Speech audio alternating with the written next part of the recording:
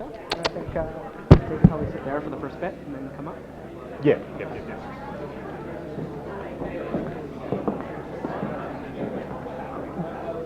Hello, ladies and gentlemen, and welcome to this launch of Taylor Owen's book, which is called Disruptive Power, The Crisis of the State in the Digital Age. You'll have seen the folk from Oxford University Press at the back. They're next to a very handsome stack of books, which are, of course, for sale. The wine is free, the books are worth something. Many of those those of you who've been around the Columbia Journalism School will know Taylor Owen. He was the Thiel Centre for Digital Journalism's first research director. In Canada, he founded the opencanada.org and directs the International Relations and Digital Technology Project. He's currently an assistant professor of digital media and global affairs at the University of British Columbia. And I'd also like to welcome our three panellists who will join Taylor on stage shortly. Ilmira Bayrazli wears many hats. She founded the World Policy Institute's Global Entrepreneurial Ecosystems Project, which is an investigation of the environments that produce entrepreneurs. She's a fellow at New America and a co-founder of Foreign Policy Interrupted. That's an incubator which promotes female voices commenting on foreign policy, and she also has her own book, From the Other Side of the World, Extraordinary Entrepreneurs, Unlikely Places, published later this year by the Public Affairs imprint. Eben Moglin is one of the most important voices at the intersection of law, technology and security. He's a professor of law and legal history at Columbia Law School across the way. He founded the Software Freedom Law Centre and continues to serve as its director counsel. We're also thrilled that he's contributing to the Thiel Centre's Journalism After Snowden book, which will be out shortly. In fact, Eben and his collaborators are closely involved in a number of the technologies and systems which underpin the forces that Taylor's book explores. Carne Ross, his path here is fascinating. He worked as a British diplomat until 2004 when he quit after giving evidence which was then secret to the Butler inquiry into the Second Iraq War. After resigning, he founded a group which provides diplomatic advice to marginalised groups and countries. That non-profit is called Independent Diplomat. Penguin has published his most recent book called The Leaderless Revolution, and you can download a brief guide to that book from his website, carneross.com. So we're thrilled to welcome all four this evening. A quick word about our format. Firstly, Taylor will give a short presentation about the ideas in his book, and then we'll hand over to our panellists. And before we finish, we'll have time for questions. I think it'll be a great discussion, and please join me in welcoming Taylor and congratulating him on his book.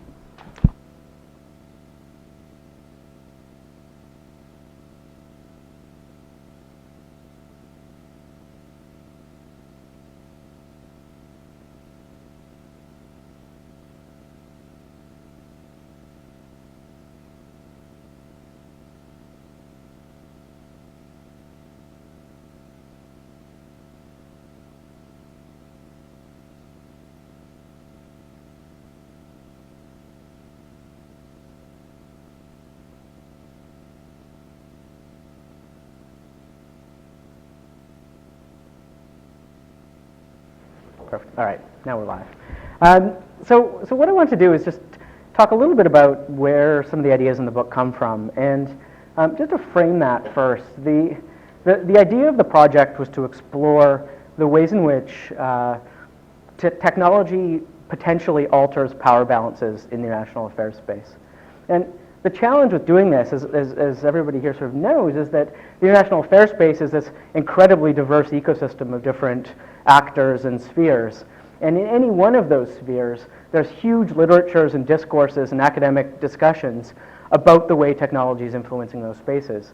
So if we're in the development space and the aid and humanitarian space, or in cyber war in the military and violence space, or in diplomacy and digital diplomacy, or in activism and digital activism. In each of these, there's communities of research and scholarship that are engaging with this question. And so what I tried to do is really step back a bit from those siloed discourses, which are often very siloed, right? The people who study ICTs and development study ICTs and development. They don't study how activists use the same tools, for example. So I want to step back and really sort of touch on two questions. One, are individuals and groups enabled by digital technology in a way that shifts power in their sphere of operation? And the second is sort of the opposite of that, is in which ways are established powers, states and large corporations, traditional institutions, using those same networks to push back and control these digital actors. So in that dichotomy, there's a real tension, and that tension came out all the way through the book. So the way I want to talk about that balance between the two is to go quickly through three narratives that I think explain different aspects of this question, of the balance of power. And the first one is around liberation technology. One way to sort of get at this narrative is to talk about what happened when Mubarak tried to turn off the internet in Egypt during the uprisings. So everyone knows he turned off the internet and traffic basically plummeted and most telecommunications disappeared. What's less sort of known about that is how various aspects of digital communication came back online. And one of the principal actors in making this happen was a group called Telecomics. Telecomics is kind of a sister organization to Anonymous. It's a network of hackers, mostly in the Western world, who have at their core a kind of an ideological mission to promote freedom of expression via technology, via digital communications. So what they did is they went in and through all sorts of sort of pretty ingenious means, opened up spaces of communication in Cairo.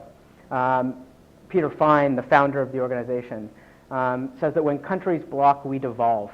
We're motivated by radical passion for freedom and drawn together by the desire to have an internet adventure, to see what free communication can do to the lives of ordinary people. Right? So this is like missionary, ideologically driven zeal about the potential power of open and secure communication technologies. So in Cairo, they did some amazing things. They set up modem lines all around, so dial-up modems around the city. They brought in a bunch of amateur radio enthusiasts to set up frequency conversations between activist groups. They used fax machine networks around the city to send leaflets and ways of getting on, like tools for getting online and instructions for getting online to people. And they used these same fax machines to broadcast out into the world. So they had this whole system where you could fax out to Twitter, for example, to access this broadcast mechanism. So this is what happened when it was in Egypt, when the internet was down. In Syria, they played a very different role. In Syria, Assad didn't turn off the internet or didn't turn off the communication system. He used it as a mass surveillance tool, right? He leveraged the network to monitor the armed groups and the revolutionaries. So Telecomics went from this organization that was kind of providing this IT support for activist groups to actually providing them with tools to surveillance circumvention tools. So encrypted browsers, encrypted chat tools.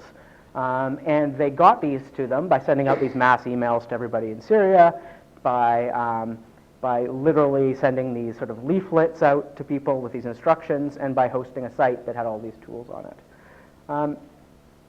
Someone who was involved in that aspect of their operation said that this operation was a combination of high technical skills, deep emotional involvement, and decentralized technological power. So again, their sort of sense of self in this is driven by this power they see in technology and in secure communications. But in Syria, of course, they weren't the only digital actor in this new sort of playing field. Telecomics likes to say that if Anonymous destroys things and they build things, so whereas Telecomics would sort of help people get back online, Anonymous in Syria destroyed things. They took down websites, they attacked Syrian digital infrastructure, they went after financial institutions that were supporting the Assad regime.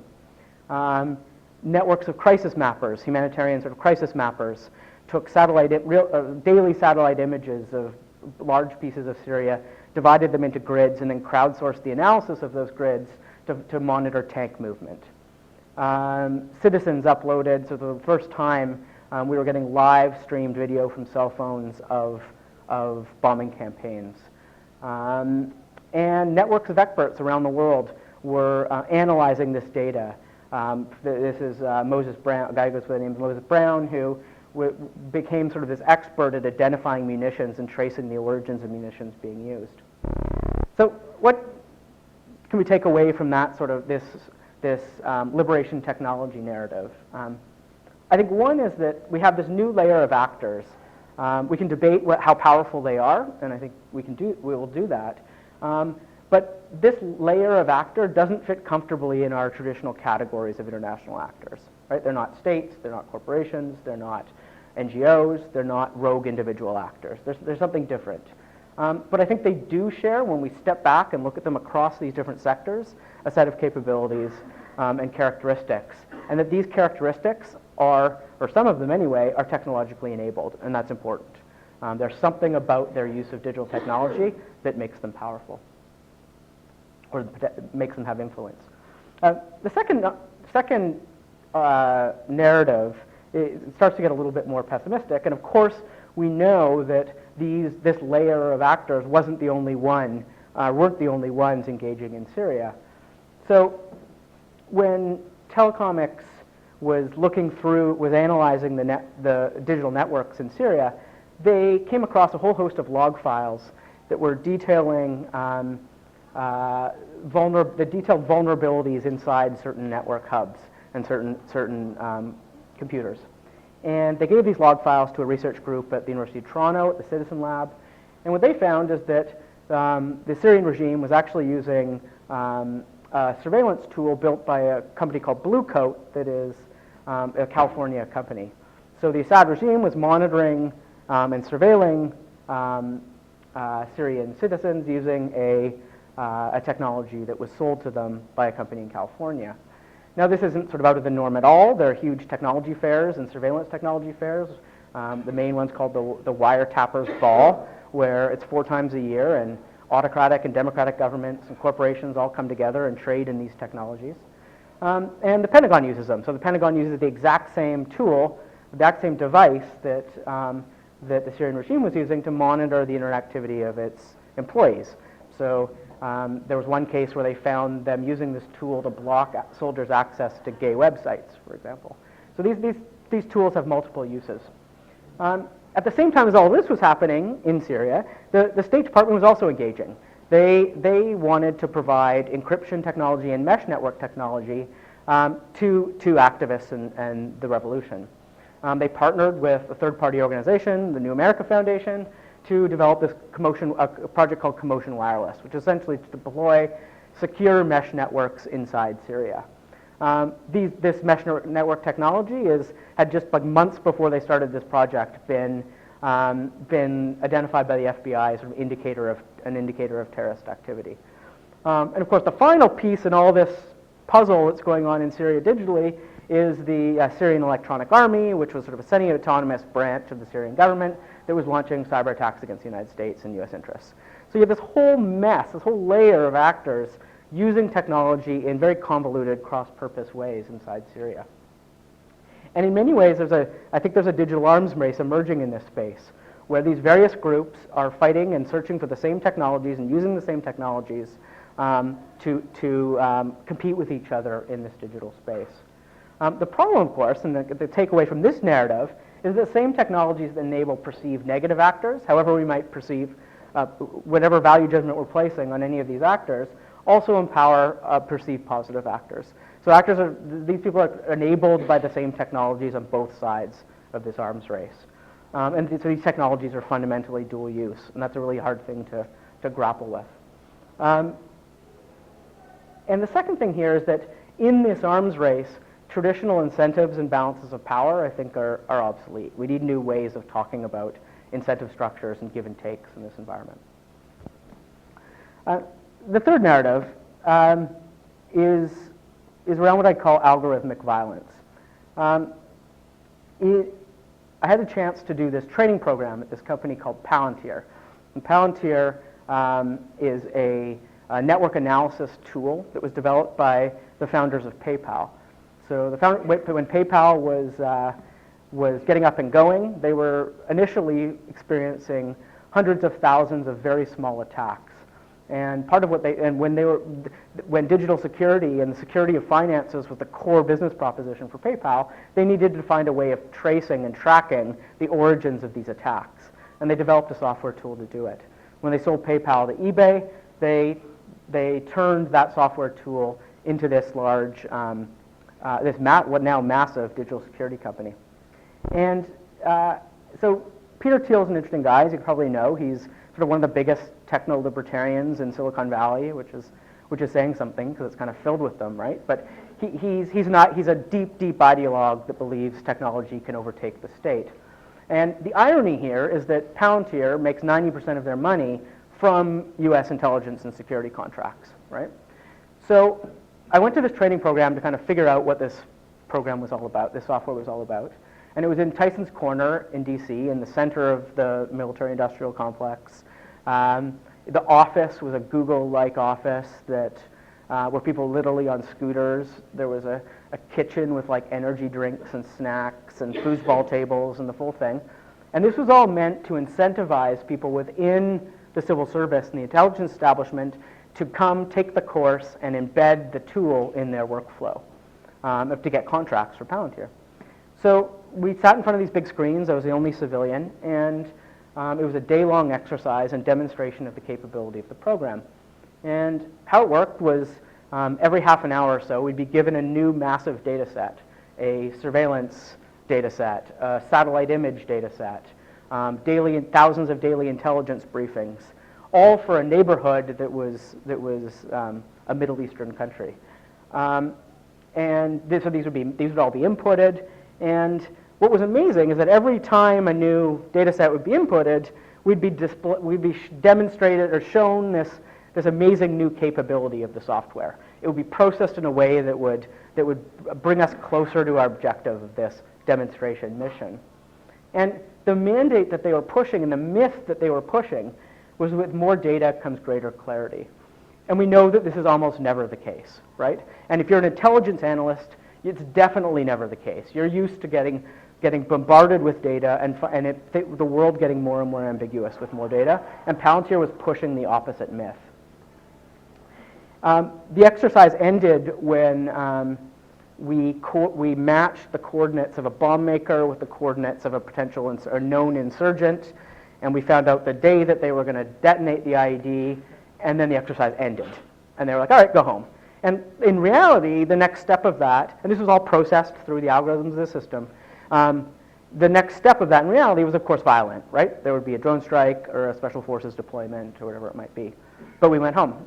So I think this narrative and the story of Palantir gives us a window into how the state has chosen to exert power online. I think threatened by the capabilities of perceived nefarious digital actors, states have sought to control the network itself. They've exerted power back on the network itself. And this is of course grounded in very traditional military theories and doctrines that the more we know about a battlefield, the more intelligence we collect, the better our potential outcomes will be. This has always been the case. And so they've just imposed this mandate on the digital space.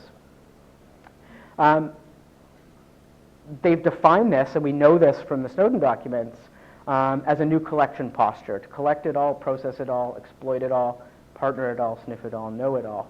Now, to do all of this, of course, you need two things. You need a massive amount of data, and you need to be able to draw meaning from this data, which is where sort of Palantir fits into that whole story. So we know some of the data sources from Snowden that they're using.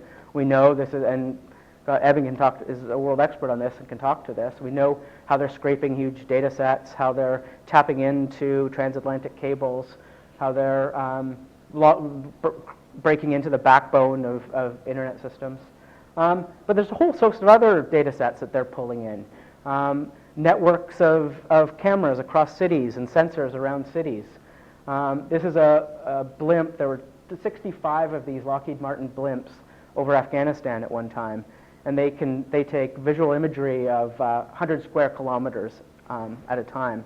And they were actually processing so much data that they had to shut it down because they couldn't store the data. These are these persistent surveillance tools that can float over cities and and process just massive amounts of visual data over the course of, this particular one can last for a month over a city, and do all sorts of predictive analysis around movements of people and vehicles in a city. And increasingly there's satellite networks emerging. This is a founder of a company called Planet Labs, which is another Silicon Valley company that's just launched dozens and soon will be 100 of these small satellites that they call doves, kind of remarkably, that will circumnavigate the globe and take a high-resolution scan of the Earth every day. So you'll be able, the vision is you'll be able to go online and download very high-resolution map of any point on Earth every day. Soon they'll be doing thousands of these, and the hope is to get it to every hour and every minute. Now they position this as this amazing humanitarian technology, and in some ways it could be. They say we could track human rights abuses or rebel movements, or we could track the deforestation or environmental degradation. But it's also creating another layer to this surveillance infrastructure. So that's this huge amount of data that's collecting. The state really faces a problem in what to do with all this data, and how to draw meaning from it. And I think this is where automation, machine learning, and artificial intelligence is just becoming this incredibly powerful tool that the state is drawing on to consolidate this power.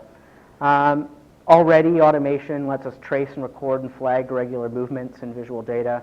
So if you drop a suitcase in an airport, it's flagged as an irregular movement, and police can be deployed to detect patterns of behavior that exist outside of social norms, to more and more to predict future events, so predictive policing, predictive monitoring of society, and increasingly to kill.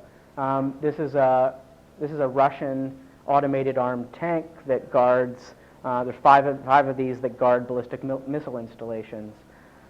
This is an automated gun turret that sits in the demilitarized zone in Korea, between North and South Korea, that can track a human in the dark at 2 kilometers and fire a sniper rifle automatically.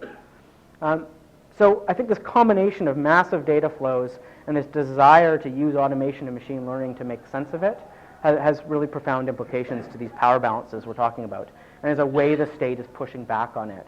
Some of the implications are that acts of war have become spatially and conceptually boundless. Spatially, the distinction between domestic and international is disappearing. These tools are now being deployed in these legal gray areas inside domestic contexts, airports, the border between Mexico and the United States, for example. One of those blimps was demoed over a town on the border between Mexico and the United States. And in the first night, it identified 30 irregular movements in this city, where they then arrested people the next day based on those movements.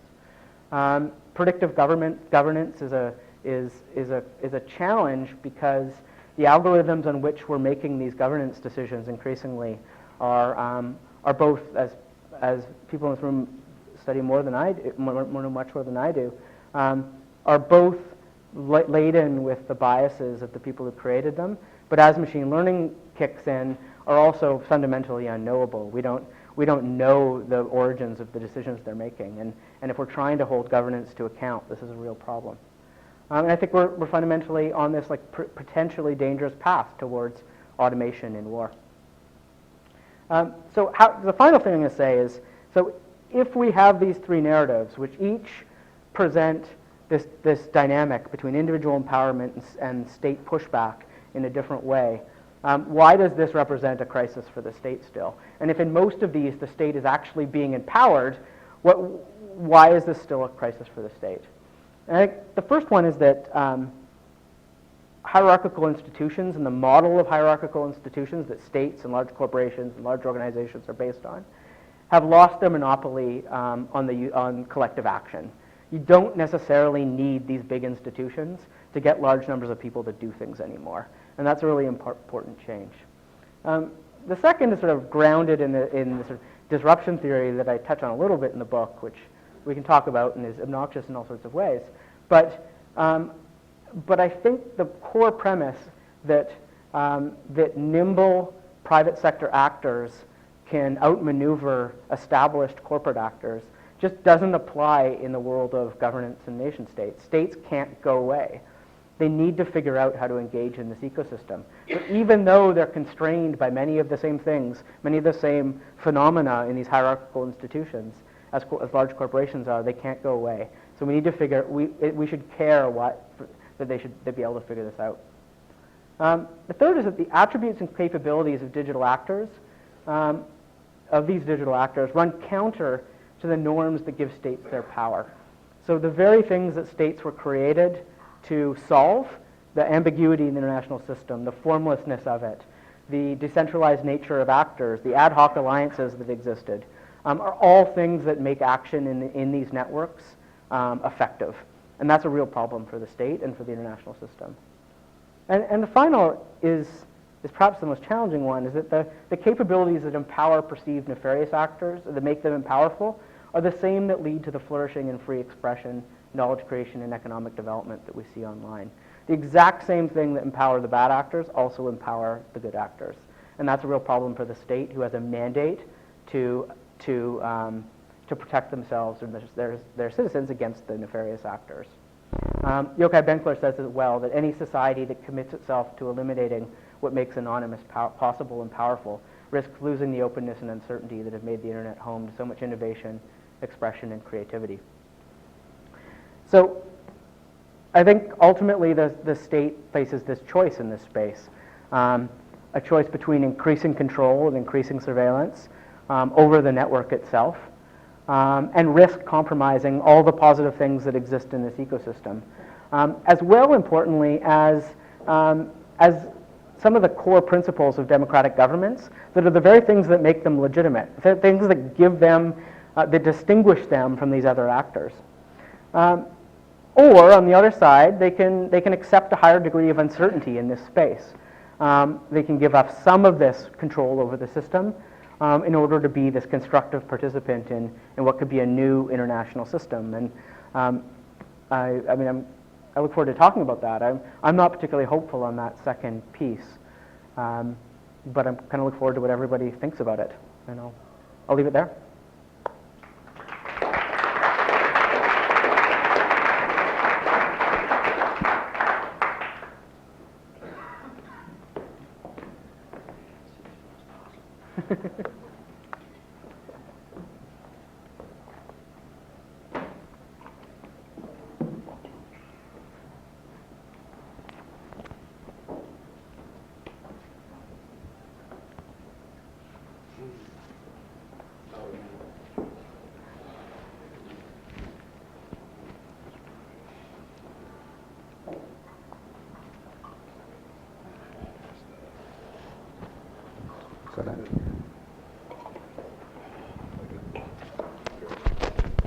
Should be fine.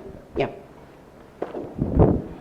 So I guess what we thought we could do, we just kind of want to have a conversation about this, and I'm sort of pretty excited to get to hear the reactions of these three. I have a ton of respect for their work and their thoughts on this. And I thought so initially we could just open it up and you can each sort of have a little bit of engagement on it and maybe in your areas of expertise. And then we can sort of open up that into a conversation and dive into it a little bit and include everybody else. Karin, do you want to start? And I don't know if you want to engage in one specific silo of this conversation, and perhaps around diplomacy or around anarchism and whether the state should survive this transition and can survive this transition. Okay, I'll have a go. Yeah. Thank you for having me. Thank you for your book. It's very interesting. You've assembled a lot of very interesting cases for us to think about. Let me talk a bit about diplomacy and what I think is happening in diplomacy, because that's the practice that I'm part of. I've been part of it for 25 years, both as an insider in government as a British diplomat, but now as advising various governments and guerrilla groups and liberation movements around the world on how to do it and what is going on diplomatically. And I'm afraid to say that much as I would wish it otherwise, I don't see technology significantly changing the power of states in diplomacy in any way whatsoever. As a discourse, I think it has been incredibly resistant to technological change, and that the changes we've seen in other discourses and industries have passed diplomacy by. Equally, as an anarchist, I would love to see the end of the state for all sorts of reasons that I won't go into here. But equally, I don't see that happening either, because I think power is a much more complex phenomenon than merely one that is addressed by particular types of technology. But let me try and ground this in some specific examples, because I think it's very difficult to talk about all of this in conceptual terms alone. I want to talk about real places and real people, because at the end of the day, power is about who controls the territory and who controls the people in that territory. And let's talk about 3 or 4 places I'm working in right now. The PLO in Israel, Palestine and Israel. We're advising the PLO. There, I don't see that technology has made any difference whatsoever to the fundamentals of diplomacy around the pursuit of a two-state solution. And indeed, one could argue that the Palestinian strategy of seeking recognition of a state as a way of resisting occupation by Israel and isolating Israel internationally is actually a very strong reinforcement of the Westphalian system. They actually want to be part of that Westphalian system. They're not seeking technological liberation, they're not seeking a new state in the cloud, they are seeking a real state that is recognized in old-fashioned realpolitik institutions like the United Nations. Syria, we're advising the Syrian opposition, the moderate opposition, I'm glad to say, the Syrian coalition as they're called. I'm afraid to say I was asking around my colleagues and members of the Syrian opposition whether they had heard of telecomics. None of them had heard of telecomics. What is making reality on the ground in Syria is things like barrel bombs and Hezbollah, and the fact that we have about 5,000 different armed groups on the ground in Syria. How that war will end, nobody knows, but if there is diplomacy about it, it is again very classical state-to-state diplomacy. One could argue that that is completely the wrong form of diplomacy because it fails to account for the fact that most of the warring groups are not states, but it's not the wrong form of discussion. It should not be a technological discussion or one conducted through different forms of technology. Those arguably are irrelevant except in the more familiar field of propaganda. Even if you take a sort of more postmodern example, as some theorists describe the European Union as an example of a postmodern structure. Today, or yesterday, Alex Tsipras, the Prime Minister of Greece, went to Berlin basically to beg for debt forgiveness from Angela Merkel. I didn't see anything about that you couldn't have seen 20 years ago.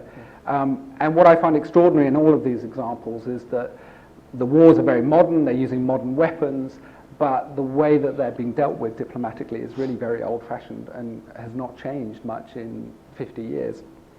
I'll conclude simply by saying that my definition of the state and state power is not about concepts of boundlessness and all the rest of it. Is quite simple. It's about who has power over whom, who can make you do things that you don't wish to do. As Walter defined the state is defined by its monopoly on the use of violence. And in no case have I seen that monopoly in any way undermined. It's not just violence, but it is also the tools of coercion. Around the world, in 193 states now today, it is still the state that has the monopoly of the legitimate use of coercion. No other actor has managed to impinge upon that monopoly in any meaningful way. I know that's a very basic, traditionalist, primitivist way of looking at it, who has power over whom, but in a sense that is what power is about. Is power just about coercion?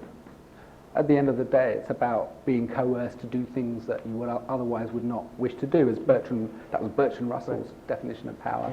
I thought this would have been clarifying in that chapter. You move yourself through social contractarianism, and in the end, where you wound up was with Douglas North's expression of the idea Carnot just pointed to, too, which is the monopoly of violence, or at least coercion.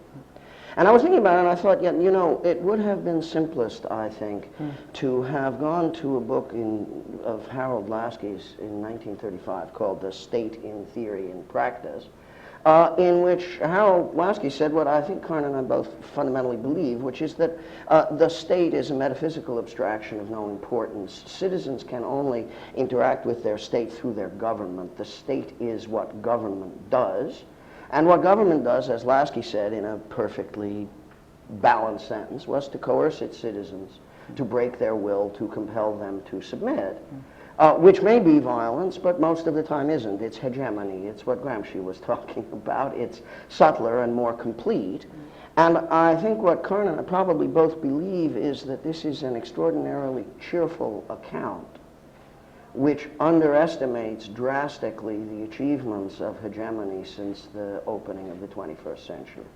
This feels to me like the argument I had at the end of the 20th century, when I could be 200 meters from here and talking about how those of us whose job it really is, I agree with that, to make governments weaker through technology in the interest of what we think of as liberty. I thought that we really were talking about the withering away of the state in 1997 and 8 and 9. I thought I could confidently discuss that because the crypto wars had ended to our advantage, and right, and then by 2002, it was already clear that that was not at all the case.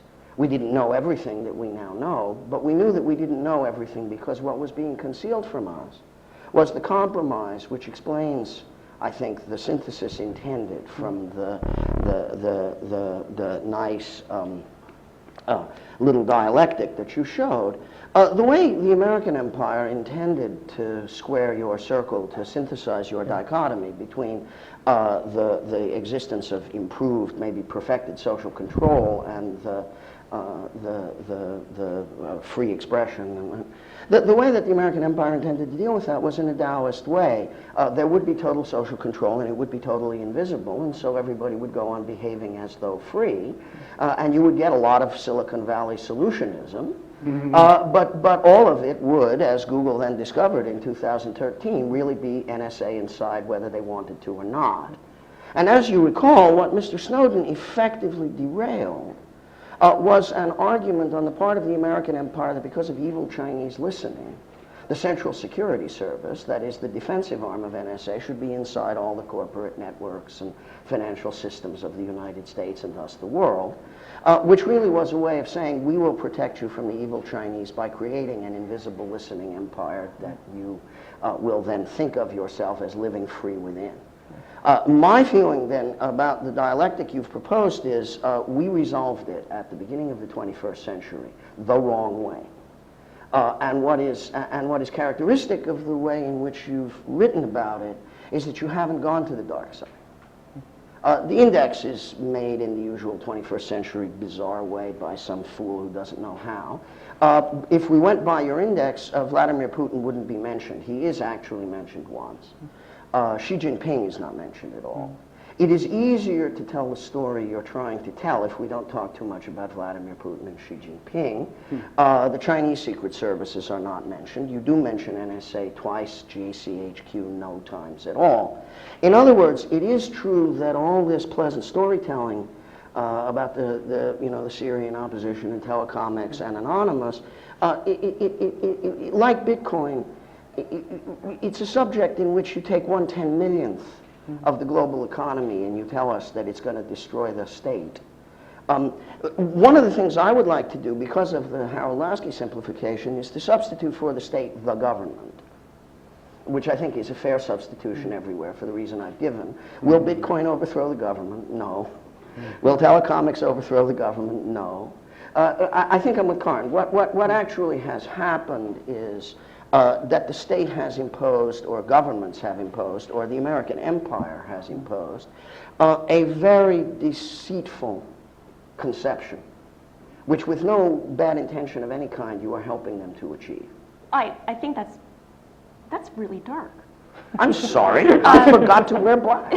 That's really dark. I actually look at I want to bring in, you mentioned the global economy, and I think that's really kind of where I think this discussion really needs to take off, because where the crisis of the state, I actually think that there is no grand plan, and if there was one grand plan, I think that it was part of each state wanting to improve the lives of its citizens. And maybe I'm taking a Pollyannish view of this, but I mean, if you look at globalization and what globalization has done, and technology has profoundly improved the lives of billions of people around the world, the Chinese, the Indians, the Brazilians. I mean, they brought, you know, millions of people into the middle class. And if we're talking about the crisis of the state, we are really talking about these empowered individuals having access not only to these technologies, but to more disposable income. Their standards of living have improved,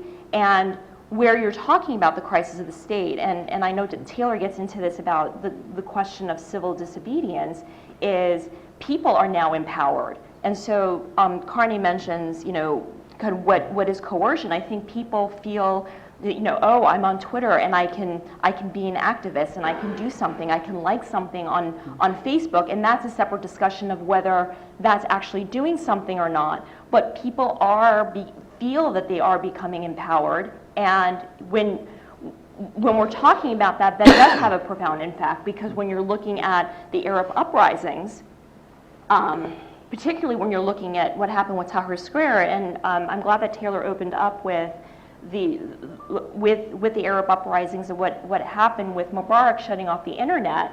I think Mubarak shutting off the internet was actually the pivotal point.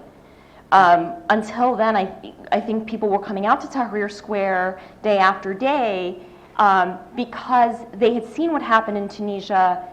There was this, you know, phenomenon of, oh, maybe we can go and do this, and there was this outcry. But day after day, the voices were dying down. But I don't understand the historical sequence. That stops the story in the middle. The next inflection point was when the Egyptian army turned the net back on so they could surveil and arrest and kill everybody. Absolutely. And that's the real end of the story, which is that Mubarak simply made a stupid-ass mistake because he was an old man and didn't understand that you don't want to turn off the net. You want to kill all the people who oppose you, and the net is how you do it. Which is why in Bahrain, within months later, because the Saudis and the Americans were much more capable of making the Bahraini guys, who were also jumping out of their skins with panic and worry, do the right thing instead of the wrong thing. And we have comrades who got tortured because they carried iPhones to demonstrations and the iPhones sold them out. The Americans were inside every certificate authority in the Gulf. Everybody's browsing, everybody's secret banking, everybody's phone calls were up the Americans' collectors. And when the Emir of Qatar, who really went and let the Americans do that, because they were going to help him keep himself in power, he then discovered that they were using it to bump off the guys he was sending to Syria, because the Americans and the Qataris were now on opposite sides. When I finished the Snowden lectures here, the Al Jazeera America guys called me up and said, you want to do an op-ed? Because they thought I was going to skewer the American empire for them. And I said, sure, I'd be happy to. Let's talk about your censorship situation. Oh, so we don't have any censorship situation. We're a free news service. I said, great. I want to do an editorial for you about the certificate authorities in the Gulf, and how the Emir let the Americans in to listen to every call in the Gulf, and how now he's pissed off because the Americans and the Saudis are using the same technologies to kill his people. He's really not going to like it. I'm glad you don't have a censorship problem. That was 20 months ago, and they have not called back. Right? The reality of the situation, of course, you're right, is that the net has produced a lot of prosperity. Prosperity doesn't threaten governments.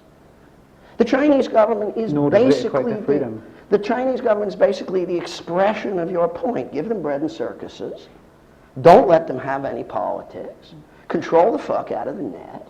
And you can be in power forever, because despotism will be immortal. But the Chinese government has had to reform. I mean, Really? Well, it has had to actually, it had to actually look at the succession that the Chinese leaders have had, and it has had. I mean, the Communist Party's given up on their ideology. I mean, if you're talking about there's a wonderful contrast, or rather parallel, between the Chinese Communist Party and the US government, which I think reinforces the sense of what governments really are, is common, actually, regardless of whether they're authoritarian or allegedly democratic. Because both have set up web portals where you can petition your government. The Chinese government, the CCP, has a web portal called the Avenue to, I can't remember the name of the center, it's like the center of the Chinese government in Beijing. and you can deposit a petition there, and if your petition has 10,000 signatures or more, you will get some kind of response. And the White House has exactly the same thing, 10,000 signatures or more. I mean, I think one can look at this in individual terms or theoretical terms, and the individual example that struck me from your book, I mean, you made all these claims about Anonymous and how they are changing the practices of, or making obsolete, I think you said, the practices of diplomacy. No, certainly not. I agree with you in the diplomacy chapter. Well, fully. But the Anonymous efforts have been futile. But in the Anonymous, space. you know, for all of what it's doing, I don't think it's impinged on state power in any way. And no, I when agree. When I look at Anonymous, and I think of Anonymous, I think of a young man called Jeremy Hammond, who today is in jail about 5 miles away from us, in the tombs at the bottom end of the federal jail at the bottom end of Manhattan. That young man was put away for 10 years. For releasing data from which he made no profit whatsoever to expose a private intelligence company called Stratfor.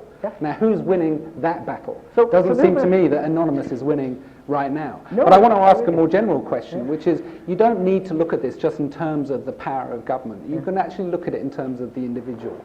Because I love this, or I rather just hate this discourse about the empowerment of social media. Because what is power to the individual? I mean, I wonder, because I'm genuinely curious, do we feel empowered?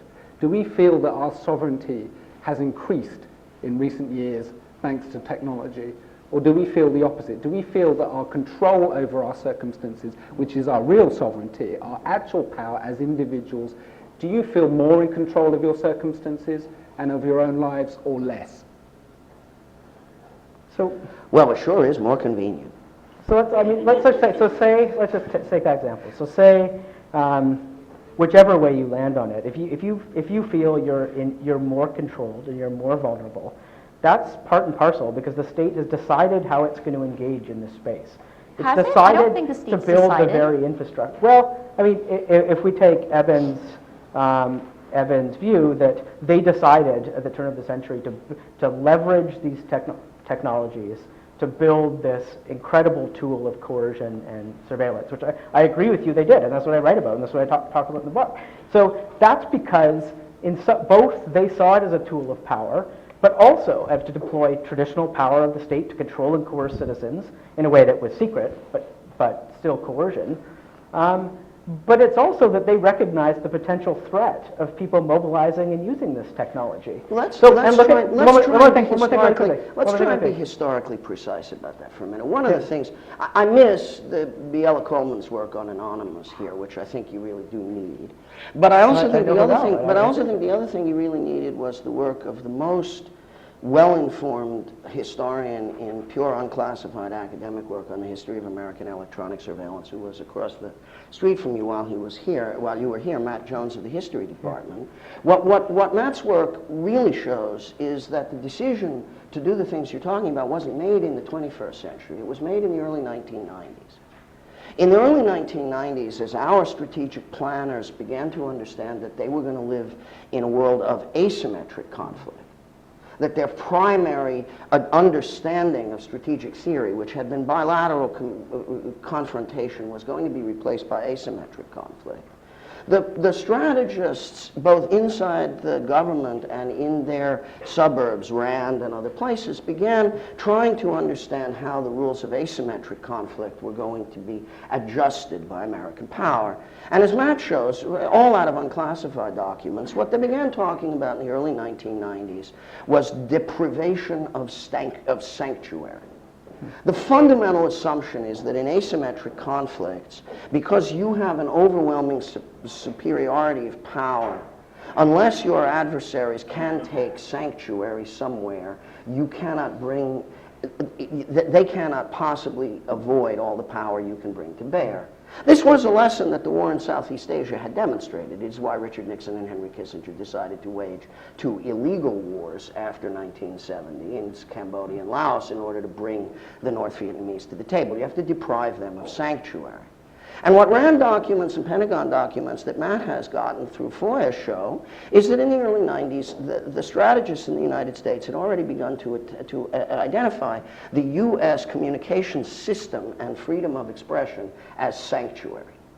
They were saying then what the British and French have been coming over to Washington for the last year to say. You are facilitating terrorism because of Google and Apple, because every terrorist has a Mac and everybody uses Gmail because it's so secure. At which the Americans laugh and, you know, all that. But they were aware that sanctuary was what the First Amendment and American technology was going to provide to asymmetric adversaries in the future, and they began to talk about how to go after it. The other thing that they were realizing in the 1990s, and this is where you come up to but don't give the reader a clear bang in this, the other thing that they realized is that their real enemy was anonymity. In order to deter in asymmetric conflict, you can't just have 25,000 nuclear warheads. You have to know who to launch them at. You have to be able to attribute behavior, because the problem of asymmetric conflict is that you can't tell who did it. So you begin to aspire to complete attribution of all human behavior. And that was the position in the 1990s. What has happened in your account is that that history, which was complete long before 9/11, it was behind what they wanted in 93 after the first World Trade Center bombings, it was what they wanted after the embassy bombings in 95, they tried again with the coal. What they got at the beginning of the 21st century was an opportunity to go for broke, and only one American congressman tried to stop them, and he failed, and they got the Patriot Act, and Bob's your uncle. Yeah. Right? And then a few secret executive orders at the beginning of 2002, and you're taking every packet on earth and storing it in Bluffdale, Utah, and in the end, you'll read it all. So the ambition for complete attribution and the need to eliminate sanctuary was the plan. Taylor touches on that. I mean, you point out, I mean, one of the problems is that we're living in this technological age with these 20th century laws.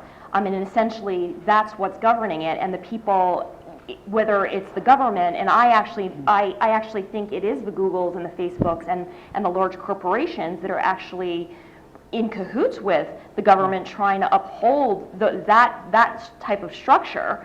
And so you talk about one of the crises of the government is how do you actually function in an environment where you have these outdated institutions and these structures. And I think when you're looking at the rise of these new startups, whether it's Uber or it's Airbnb, and the peer-to-peer sharing economy, and going back to kind of the economic question, you know, they're trying to disrupt the status quo, and they're trying to earn a living through these different means, and whether it's the taxi commission in New York City and the hotel lobby, and they're joining the regulators, and they're saying, you know, you have to stop these, and all of a sudden their interests align. And inherently, I think it does become a crisis not just of the state, but it becomes a crisis of the state along with the individual. And I think you bring up excellent point. I mean, are individuals more empowered? I think it's an interesting discussion. Before the conversation, I'd love for you to touch on a little bit about what you were talking about inequality, and I thought the points that you made were excellent in terms of how, I mean, if you think about it, technology in the hands of people, who is it in the hands of? It's in the hands of the privileged. And so even though I did mention that people are rising up and they're having access to these technologies, the poorest of the poor still don't have them. And Carney mentioned that it is actually, and I don't want to misinterpret what you were saying, but I mean, what I understood you were saying is that it's actually compounding inequality.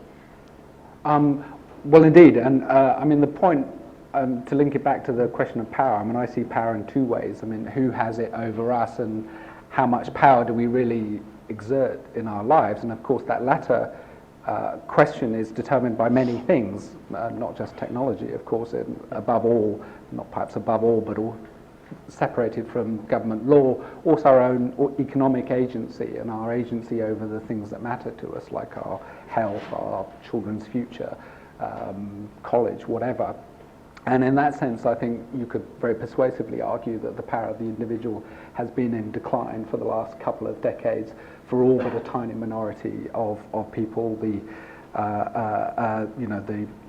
wealth and income of approximately 95% of the population has been static, if not in decline, for about 20 years, and one of the interesting engines of that inequality has been technology, because technology has, in fact, one of the very deceitful things about Facebook, for instance, is it pretends to be this kind of disaggregated, empowering thing, but in fact the IPO of Facebook was one of the largest transfers of wealth from the many to the few in the history of humanity. I suspect it's the largest single transfer of wealth in the history of humanity. And what we see now is these very large information monopolies like Facebook or like the credit card companies, which have control of the most structured information. All this romance about big data, and we all have the power to look at what's the information on the internet. The power is in structured data, and if you have insight into structured data, you have an information advantage on everybody else. Mm-hmm. And one manifestation of that is the way that quant companies are trying to appropriate these databases, appropriate the people who know how to manipulate them, who are good with data. And those companies are creaming off the biggest profits in Wall Street, which are nothing whatsoever to do with the creation of normal economic value. And if you ask what it is that enables this deceit of empowerment, it is that the thing being lost, which is anonymity, is not directly apprehensible by the people who think they are empowered, and their loss, which is invisible to them, is far more serious as a defeat than anything they are being given back. What Karn points out about the importance of all that structured data depends upon your ability to collect it, and your ability to collect it depends upon destroying anonymity. And so what has actually occurred is that a bunch of stuff that people have been sold as empowerment, because capitalism is good at selling you on phony satisfactions, right? So empowerment, like underarm deodorant, is a thing that you think you have bought at the store, but you bought it with a credit card, and now we have your life forever. And every time you tweet, everybody who reads a URL that has been shortened by Twitter for you is being surveilled by Twitter. And everything going on in that great dive bar of pickups that Mr. Zuckerberg has turned into the largest stalag ever constructed, this stuff is basically a system for making you feel very empowered, because your anonymity is gone and now you're just made of glass. And nobody knows we're all made of glass because we're all walking around with clothes on and we think we're all very cool and stylish, but we're made of glass. And the problem is that we're made of glass for a few dozen entities on Earth. The ones driven by profit are indeed, in many ways, more loathsome because profit is loathsome. But the ones with the power to coerce, as Karn points out, are in another league. Mm-hmm. And the guys who simply want to make a profit off your nakedness, the guys who simply want to screw you when they get your clothes off, those guys are really the greatest friends that despotism's ever had. You want to be the Turkish secret police these days, you need Facebook way more than the journalists. Absolutely. Right? Yeah. This is the biggest, most valuable bonanza there has ever been. Now, I can blame Mr. Zuckerberg for that. I do every single day. He is the man who has done more harm to the human race than anybody else his age. And he is now back in court. His age, that's a good qualification. Yes, anybody else. Older people And yes, and Travis Kalanick, who is a very bad man, will not manage to achieve it with Uber. He's not in the same league. There's some questions in the audience. Smitha, do you want to jump in? Let's open up this conversation a bit. Thanks. I'm Smitha. Kara and I work at the Tau Center. I had a question for Professor Moglin specifically. I don't fully understand some of your argument. I feel like you spoke a lot about China, but the Cultural Revolution happened long before the internet existed, and state violence was occurring in a lot of the world long before the internet, long before the sort of technology. I lived in Egypt before the revolution and was friends with a lot of the activists who were in Tahrir Square, and remember showing them Facebook for the first time because I had access as a student at an Ivy League school and they didn't. And remember sort of like following them through the years as they got access to these tools and how empowered they felt in a situation where they had no access to journalism, where they were facing heavy censorship and physical threats. And I feel like a lot of this argument that you're sort of propagating is something I hear a lot in sort of the American liberal sphere, and it feels somewhat like it's coming from a place of privilege, from this sort of place where we have sort of like freedom of speech, even if it's limited, even if there are issues with surveillance. And I feel like from reading Dr. Owen's book that a lot of what he's talking about is sort of these activists in places where they have nothing, where they don't have any sort of privilege, where they don't have access to sort of contributing to the internet, where they don't have a voice at all. And so while I recognize the potential danger of surveillance of what the US government is doing, of technology, of drones, I feel like it's sort of discounting this entire population of the world that for whom this technology has opened up information. And to say that that is not part of the equation, that this is only dark, just doesn't make sense to me. It feels well, I didn't come here to talk about my work, which is try to fix those problems. I'm not trying to say what the state is, the state of play is. I'm trying to respond to what Taylor has said, which seems to me a cheerful, goofy, naive view of where we actually are. I don't think that's inconsistent with anything you've said. I worked with people in Alexandria in 2011. We work in India all the time. We have my law partner, the legal director of the SFLC, who is also SFLCIN's executive director, Misha Chaudhry, is here. We have a whole series of legal activities, right to information requests and other things directed at the Indian content monitoring system. It isn't that we think that the net is bad for India, but we do think that the fact that every telephone call and SMS in India is monitored by the state on a system built in the record time by Booz Allen Hamilton is a problem. I don't say we give up because it is so dark. My life is spent trying to figure out how to weaken all the governments. But why? But it would be wrong in my judgment to take Taylor's view that we don't have much to do because the state's in crisis. I didn't say that at all. I said I fully agree with you that the way the states agreed to push back is by trying to control the entire network, which is, and the core premise that what's the trying to part down? Okay, so let's go back to that. If you say it is a fait accompli, if that power dynamic has been established, then why work on encryption programs? Why help people continue to be anonymous? If it's irrelevant, if it makes no difference to their freedom. Actually told us something crucially important, Yeah. which is why he was prepared to sacrifice his life to tell it to us, Yeah. which is they don't break the crypto, they steal the keys. Once Mr. Snowden tells us that, then we know what we should be working on. And we do, every single day. What we do is tiny little details of how OpenSSL does this, or how Tink or OpenVPN does that, or how those organizations that you're talking about, these little 9 hierarchical clusters around the world, build their stuff. And why do we do? Because we know the crypto works. Yeah, because we know that if what we could do, instead of talking about happy talk about how social media is transformative, if we could actually get everybody in this room to make a GPG key, put it on the servers, and start encrypting their email, we could start moving in the direction that everybody wants to believe we're already moving in. Yeah, I agree. And I'm trying to tell you, we are actually stepping backwards in. That's all. It is a question of how to do it right. And if you really want my argument, which I'm not putting forward here because this is my book party, but if you really want my argument, the proposition is we can't do it right by thinking people power will do it. It's not a political problem, it's a technical problem. But you can also see that can't- That's interesting because Karn disagrees with that. Karn actually thinks that anarchy is a political proposition, not a technical. Well, I I think didn't it's a say that profound. wasn't I think true. it's a profoundly political question. But if I may, I just want to pick up one of the things the questioner said, which I think is very important. I mean, I take very seriously meeting Egyptian activists who say that media and technology have been transformative in terms of their ability to access information and to use information. I equally take seriously Ai Weiwei saying the same thing, that the internet has changed China forever, irreversibly, is what he says.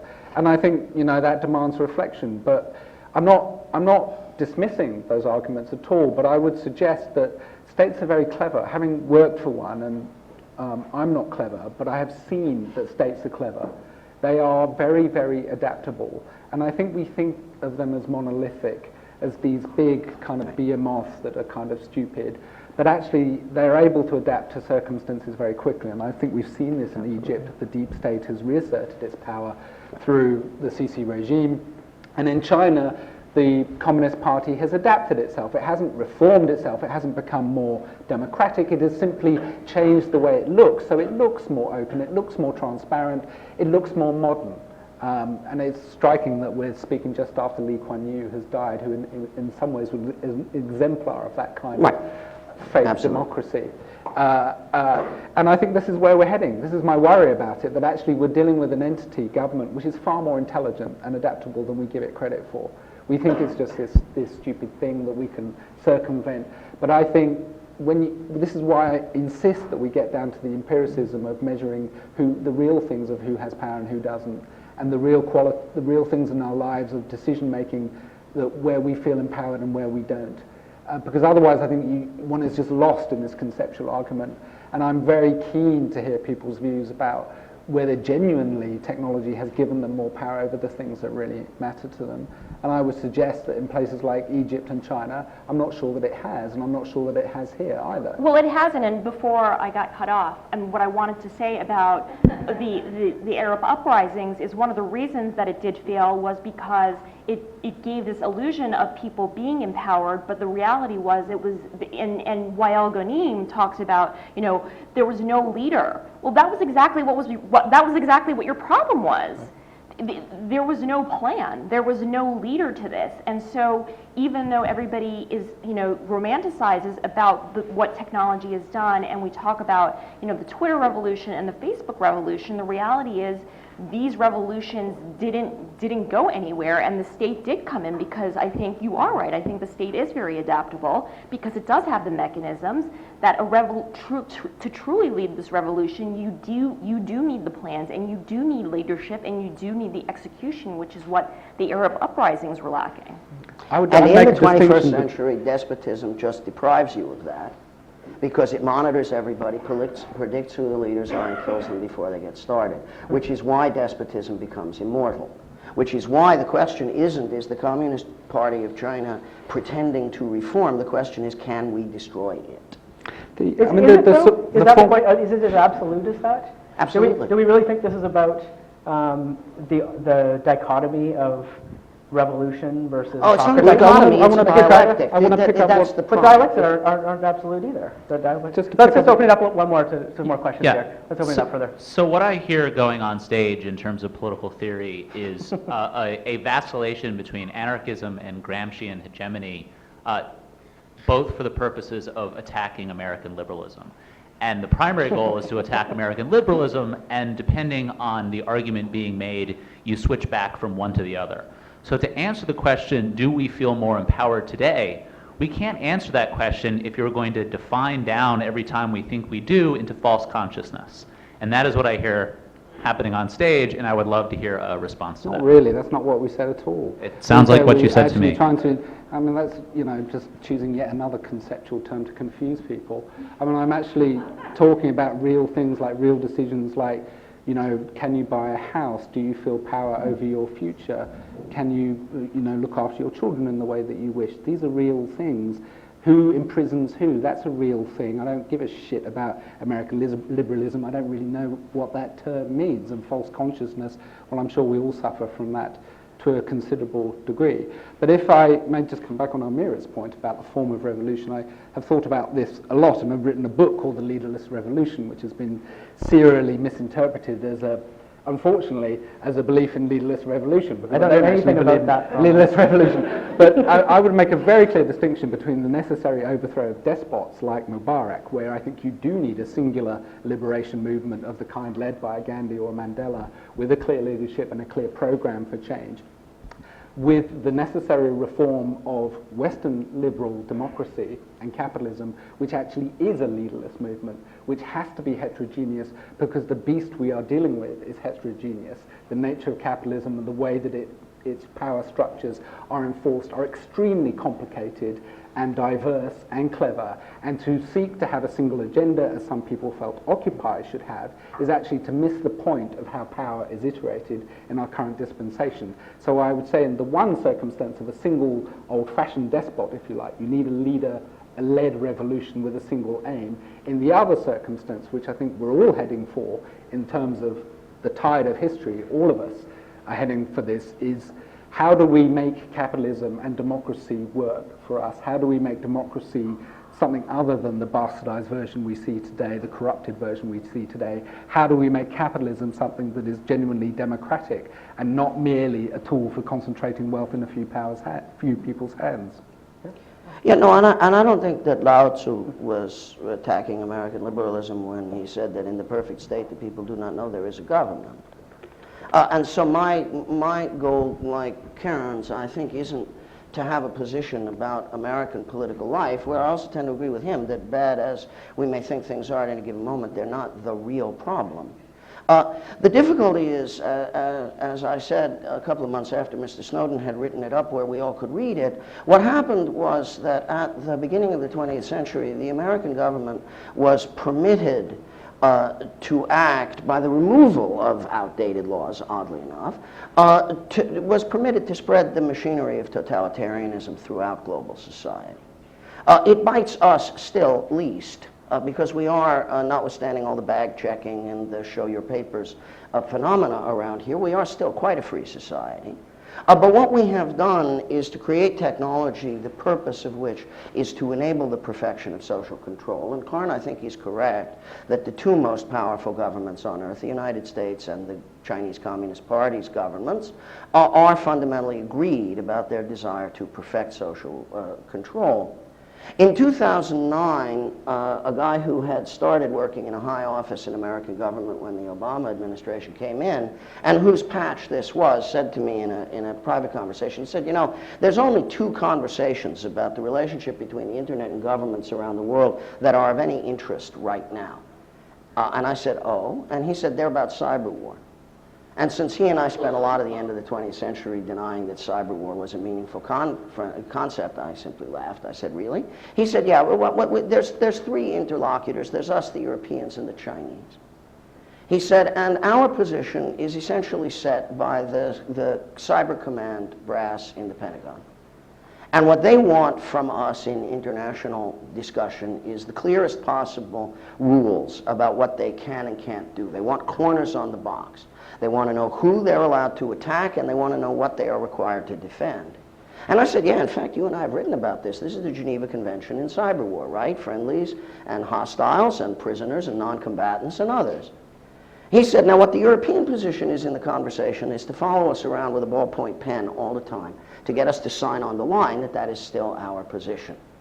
And the Chinese position is you're full of crap.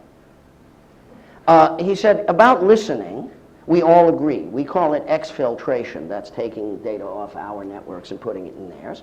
He said, and about exfiltration, our position is it can't be stopped, so there shouldn't be any rules against it. Everybody listens everywhere. He said, the only real dispute we have is about intervention, that is breaking things. Where our brass's rule is as soon as the corners on the box are clear, we're going to go after it, wherever we're allowed to. And the Europeans just want us to sign on the dotted line, and the Chinese position is, you're full of crap. Anywhere in the world there is a threat to Chinese national security or Chinese national interests as we define them, we're going after it, and that's the way it is. Now, that's how it looked at the beginning of 2009. And what happened was that later on, WikiLeaks gave the people in the United States government who saw matters the way the Chinese saw them a new chance to load the dice in the box, and they did. Yeah, I agree. I think we've got time for one more question, Simon, and then we'll you kind want to of call it time. Yeah. Okay, thanks. Thanks, Taylor, for a very interesting presentation. I just had a few questions. I haven't read the book, so I'm not going to make assumptions about what you're saying and all this. Yeah. First things first, when you talk about disruptive power, you're not necessarily talking about people power, right? I mean, it's highly concentrated, it's not necessarily democratic. Absolutely. And I think something we have to consider is that there's a high correlation between those countries that have a lot of military power and those that have technological power. So how do we distinguish what effect it has? And also, I'm wondering if you can elaborate a bit about how it actually impacts. You talk a lot about relations between citizens and the state, but what about between states, right? How they're able to leverage that for a balance of power. And there's a third point. You know, there's a lot of talk about how this is empowering authoritative governments, but last time I checked, there's a lot of authoritarian governments that are being overthrown. There's a ton of civil war, so I don't really know how powerful that is. And just one last point, there's a really interesting study that was made. Some political scientists at Harvard basically said, hey, there's censors in China. They're going to do it for free. They're going to do it anyways. Let's blast out a ton of tweets, and we're going to have some small modifications. Some of the tweets just said, hey, there's a problem with corruption. Another one said, hey, there's a problem with corruption, and we should mobilize. And they saw what happened, what came out. And what they found is it's only when you mobilize that those things get censored, because the Chinese government actually needs information and to govern, not to repress. We always talk about repression, but they actually need information to govern. And so there's a space in between this repression and liberation that I think is worth exploring. Yeah, but to govern on that data, you need ways of understanding that massive amount of data, right? And that's where the whole space of algorithms come in and becomes really important. So on between states, yeah, of course. I mean, that's a whole space of cyber war where there are states and increasingly non-state actors who have incredible capability in that space, and that's not going to change. I don't think anybody here disagrees with that, to be honest. On the networked actors being democratic and having some social good, I don't think that's the case at all. I think we can't ascribe any social good to an anonymous networked actor, and they're not even necessarily collaborative. This isn't necessarily even lots of people. We know that. We know that individual, and that's why I sort of don't fully agree with notions of collaborative power and network power, because ultimately one single person with this technological capability can do a lot. So yeah, I totally agree with you.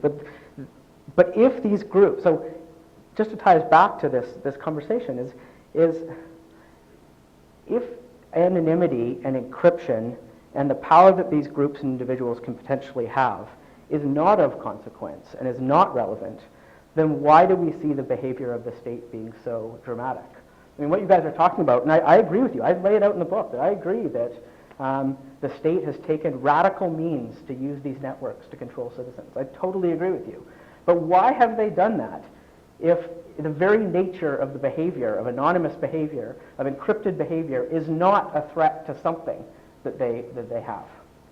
Yeah. If I may. Yeah, no, there's a question for you. The reason is because we are in a period of the long-term decline of the state, and that is because of globalization, not so much technology.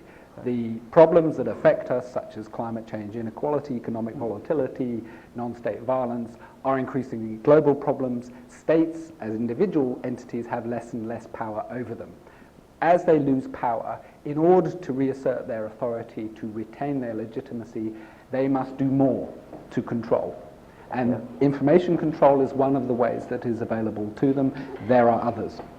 I mean, just in terms of the state, I mean, I also think it comes down to, I think the states are being exposed. I mean, especially, I think when you're looking at what's happened in the United States, with whether it's WikiLeaks or the Edward Snowden revelations, is, you know, on the one hand, throughout the 20th century, the United States would go around and talk about, you know, protecting human rights and going out there and, you know, these values of free speech and democracy and citizens. And what's become apparent over the past couple of years is that is essentially what's in crisis. These supposed values that they uphold, it's coming into conflict with this question of how do they govern? Because I do think the state is in decline, and I think that they're terrified of that. And so when you're seeing, you know, non-state actors, I think that there's a great conflict with groups like Al-Qaeda, the Taliban, and ISIS, who are using social media tools. And, you know, whether they are powerful or not, I think that, you know, I'm not an expert in that, and I won't discuss that. But I think what they have been able to do is get, particularly the U.S. government, to react in a way that I think borders on hysterical. Yeah. Well, yeah, I think we probably have to wrap it up there. Thank you so much, everyone. And the young lady at the back had a question. Pardon me? She's been okay, sure, yeah. Okay, this is a general question for the panel. It's great to see you, Edmund. Most of us in the room are journalists, and I think one thing that some of us may be wondering, besides installing PGP or like pretty good protection, we're encouraged to tweet the hell out of our stories. We're encouraged to use social media to the extent that it's almost out of our control. Yet we know that it can also lead to trail. So how do we deal with the dichotomy of advancing the work, advancing context, but also dealing with the fact that we can be monitored and that we may in fact be enabling surveillance? How do we deal with this dichotomy? And that's a great give question. us the light. No, I mean, I understand the problem, and I'm going to do the thing I do, and then everybody's going to say you're crazy and it's wrong. Just say no. I've been through this so many times with journalists. You can't be a journalist in the 21st century without Facebook and Twitter. Bullshit. It's as simple as that. There is no justification for conducting work in a fashion which reduces the integrity of relation between reporters and sources. Every editor, every publisher, every owner, every bullshit artist has to be told that all the time. We will not do our work in ways which contravene the fundamental principle of the integrity of the relationship between reporters and sources. End of story. There have been people courageous enough to lose their jobs over that subject since the beginning of journalism, and we're about to find out how many people have that courage now. Sorry, thank you. But there's a slightly more practical answer to that, which is... I told you that would happen. Which is, I mean, Glenn Greenwald and Peter Marston, folks at The Intercept, and Laura Poitras have thought a lot about this for obvious reasons. And, you know, we've been through this in Independent Diplomat because we are hacked constantly. We're under constant government surveillance attack.